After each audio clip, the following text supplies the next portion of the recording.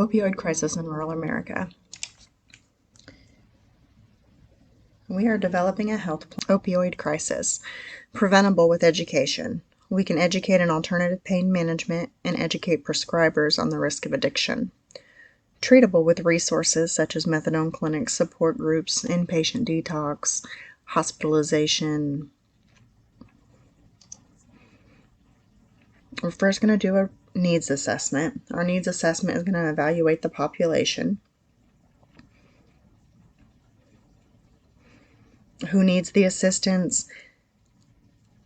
How do people in the area already feel about opioid addiction? We're going to look at the population's health records. Is there already people that have issues with opioid addiction? Are there people that already have negative outcomes from taking opioids? We're going to look at the town resources for pain management. Are there places to put clinics? Are there already clinics? Do they have massage parlors, yoga studios, other alternative methods of pain management? We're going to look at healthcare availability. Are there doctor's offices? Are there hospitals close by? Are there places to put clinics? And we're going to look at access to the internet.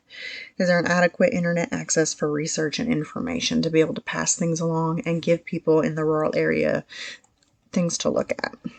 Our goal was to prevent and treat opioid addiction. We also want to remove the stigma of addiction and center care around treating the person. Our population is going to be mostly males and females from ages 25 to 54. They're at the highest risk for opioid addiction. Needs are education and resources. We need to educate on what addiction is and that it is a treatable condition. We need resources for treatment groups, detox, methadone clinics. Values for pain management and treatment acceptance.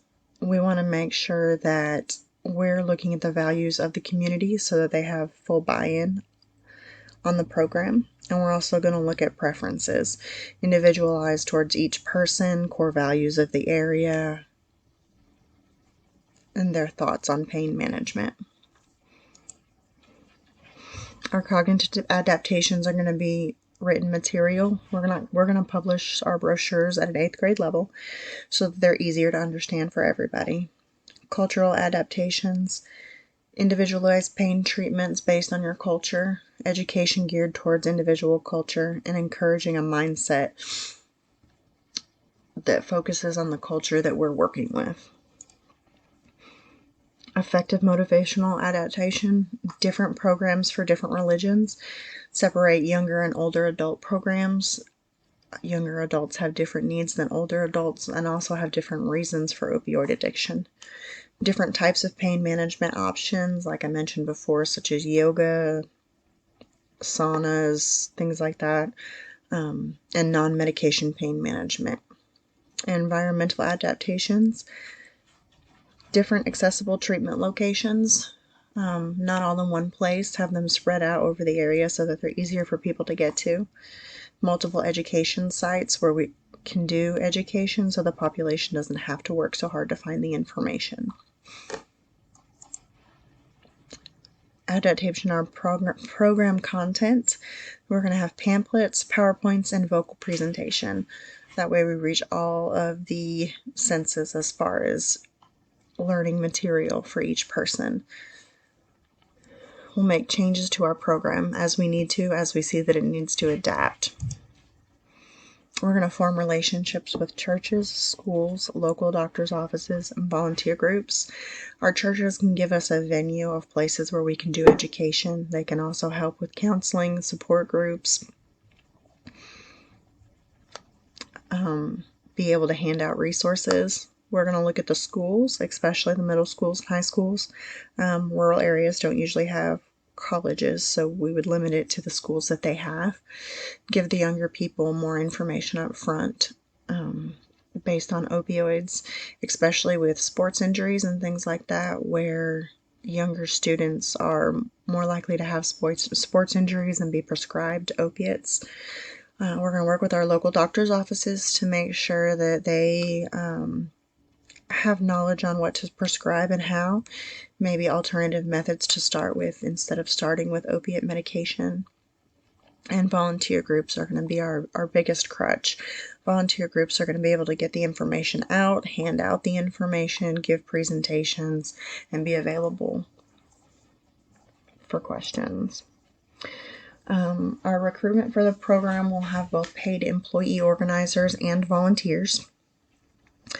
Our paid employee organizers would be nurses and things like that. That way we have people that are dedicated to the program and able to give the volunteers the information and the know-how of how to present the program.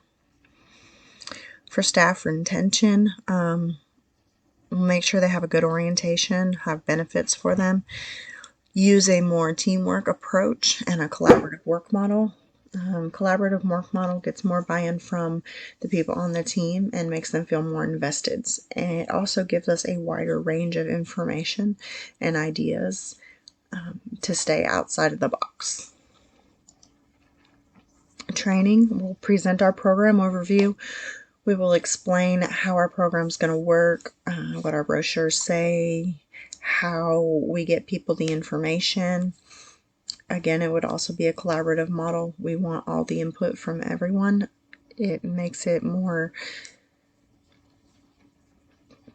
person-specific, and we'll be able to reach more people.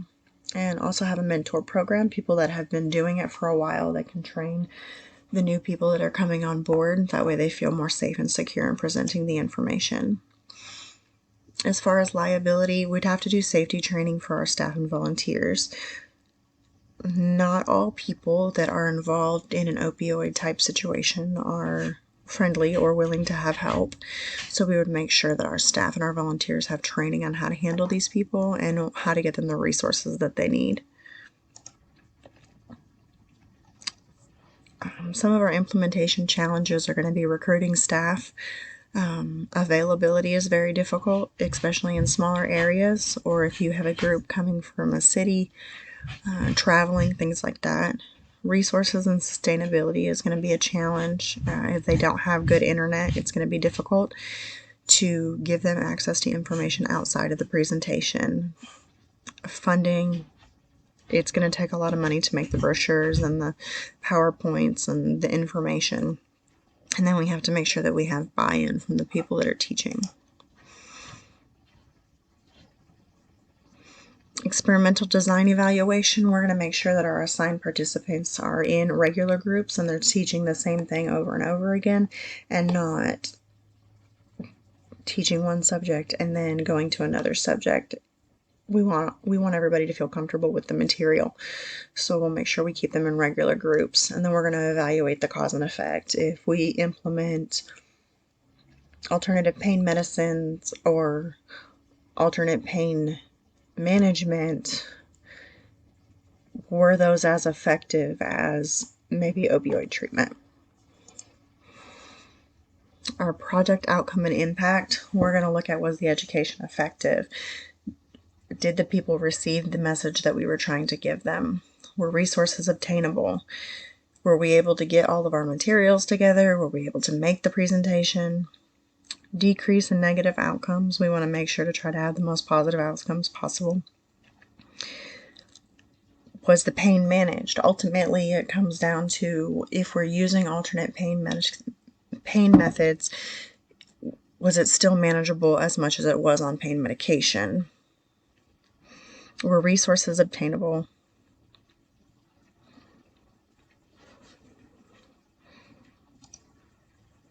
Sustainability strategies, regular review of project performance. Are we still receiving the intended outcome? Are all the interventions still appropriate? Are we getting the message across that we're looking for? Analysis of cost and benefit. Are the interventions still sustainable? And has our costs changed? Does implementing different types of pain management, is it still financially viable? Funding. We can get grants through the state opioid response. They'll help us with additional knowledge of the problem, focus on recovery and prevention, and understanding of need. They offer grants to groups of individuals and groups that are looking to assist in decreasing the use of opioids. The Center for Disease Control and Prevention, the CDC, community programs. They have addiction prevention information and pain management information. They will also give funding to assist with implementing our program. The dissemination of our program, presenting the program to local community groups and stakeholders, and creating and distributing program materials. Our target audience is going to be teachers, healthcare professionals, parents, high school students, athletes, police, and church.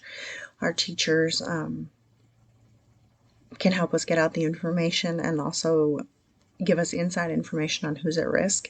Our healthcare professionals are going to be able to help with alternative pain medications, pain management options, and also help with any other adverse reactions that people might be experiencing from opioids.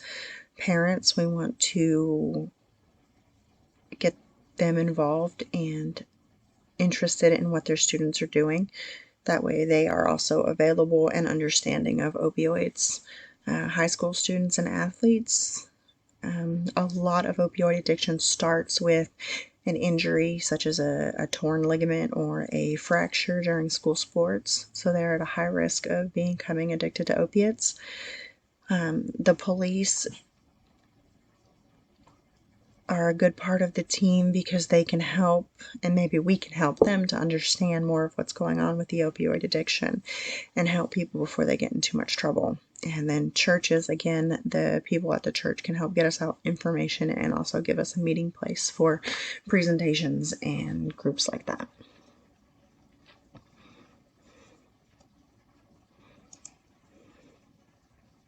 And here are my references. Thank you very much.